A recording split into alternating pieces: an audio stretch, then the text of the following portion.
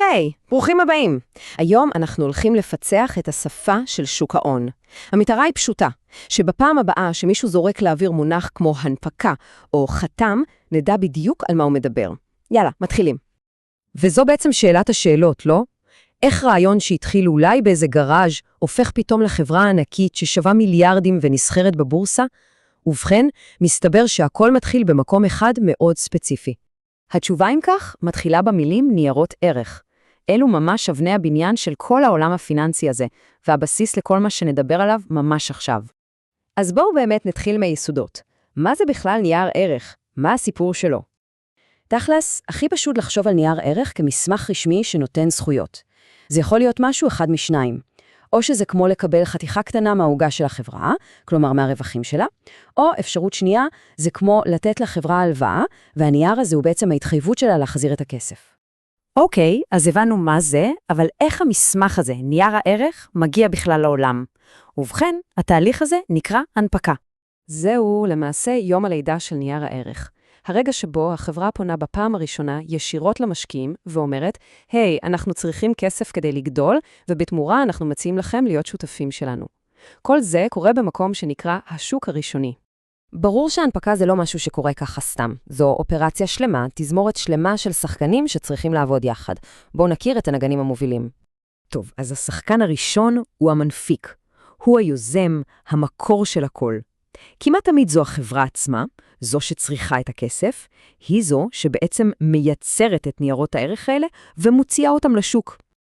עכשיו, שימו לב לתפקיד של החתם. זה תפקיד מרתק. אפשר לחשוב עליו כמו על פוליסת ביטוח להנפקה. הוא בא לחברה ואומר לה, תשמעו, לכו על זה. אם במקרה הציבור לא יקנה את כל מה שאתם מציעים, אני מתחייב לקנות את כל מה שנשאר. זה נותן המון שקט וביטחון למנפיק. ופה בדיוק ההבדל המהותי, כי המפיץ, לעומת החתם, הוא איש מחירות נטו. הוא מקבל עמלה יפה על מה שהוא מצליח למכור, אבל אין לו את רשת הביטחון הזאת. אם המחירה לא הולכת טוב, זו לא הבעיה שלו. הוא פשוט לא מקבל עמלה. אוקיי, אז נייר הערך נולד, הוא יצא לעולם. מה עכשיו? עכשיו הוא מתחיל להיסחר, והערך שלו, ובכן, הוא נקבע על ידי שפת השוק. בואו נבין איך השפה הזאת עובדת. המילה שער היא פשוט המילה המקצועית למחיר. זה המספר הזה שכולם נועצים בו עיניים, מספר שמשתנה בלי הפסקה, כל שנייה. והשר הזה מגיע בכמה טעמים, וכל טעם מספר סיפור קצת אחר על מה שקרה באותו יום מסחר. שער הפתיחה והנעילה הם כמו כריכות של ספר. המקסימום והמינימום מראים לנו את רכבת הערים שהמניה עברה. והשער האחרון הוא כמו תמונת מצב עדכנית, המחיר של העסקה האחרונה שבוצעה. וזה המנוע של כל השוק כולו. בכל שנייה נתונה יש ביקוש, שזה בעצם המחיר הכי גבוה שקונה כל שהוא מוכן לשלם, ומולו עומד ההיצע, המחיר הכי נמוך שמוכר כל שהוא מוכן לקבל. ברגע שהמחירים האלה נפגשים, שם קורה הקסם ומתבצעת עסקה. וכל העסקאות האלה, שקורות אלפי פעמים בדקה, מעבירות בעצם את הבעלות על ניירות הערך מיד ליד. אז בואו רגע נעבור לצד השני של המתרס, ונראה מי הם האנשים והגופים שמחזיקים בסוף היום בניירות הערך האלה. כדאי לדעת שהחוק מסתכל על המונח החזקה בצורה מאוד רחבה. זה לא רק מה שרשום על שמנו. אם בן או בת הזוג מחזיקים במניה, או אפילו הילדים שגרים איתנו באותו בית, מבחינת הרגולטור זה נחשב כאילו גם אנחנו מחזיקים בה. והנה דרך כלילה לזכור את זה. מבחינת החוק, בן משפחה זה כלל פשוט. 2 למעלה, הורים וסבים, 2 לצדדים, בן זוג ואחים, ו1 למטה, ילדים ונכדים. זה כלל אצבע שעוזר להבין כמה רחבה ההגדרה הזאת. והתשובה הקצרה לי, לא, ממש לא. ויש לזה סיבה טובה.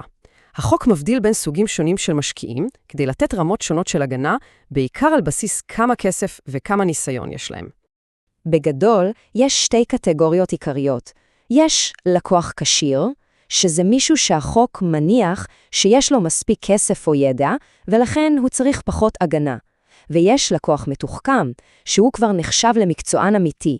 שם ההנחה היא שהוא יודע בדיוק מה הוא עושה, ולכן רמת ההגנה עליו היא מינימלית, כמעט אפסית. אז מה זה אומר מספיק כסף כדי להיות לקוח כשיר? ובכן, אחד הרפים המרכזיים הוא להחזיק בנכסים נזילים, כלומר כסף פנוי להשקעה בשווי של לפחות 8 מיליון שקלים. הקטגוריה של לקוח מתוחכם שמורה באמת למקצוענים הכבדים. אנחנו מדברים פה על בנקים, על חברות ביטוח, על תאגידי ענק, או על אנשים שניהול השקעות זה המקצוע שלהם כבר המון שנים. אז זהו, זה כל המסע. מרעיון שהופך לחברה, שמנפיקה נייר ערך חדש בסיוע של חתמים, ומשם הוא ממשיך להיסחר בשוק ומוחזק על ידי מגוון רחב של משקיעים, מהאדם הפשוט ועד לגופים הכי מתוחכמים שיש. וזה מביא אותנו לשאלה מעניינת לסיום. אחרי שהכרנו את כל השחקנים, איזה תפקיד נשמע הכי מסקרן במערכת הזאת? להיות בצד של המנפיק, של המתווך או של המשקיע? הבנה של המונחים האלה היא בעצם הצעד הראשון בדרך למצוא את התשובה. תודה רבה שהצטרפתם בפרוק הזה.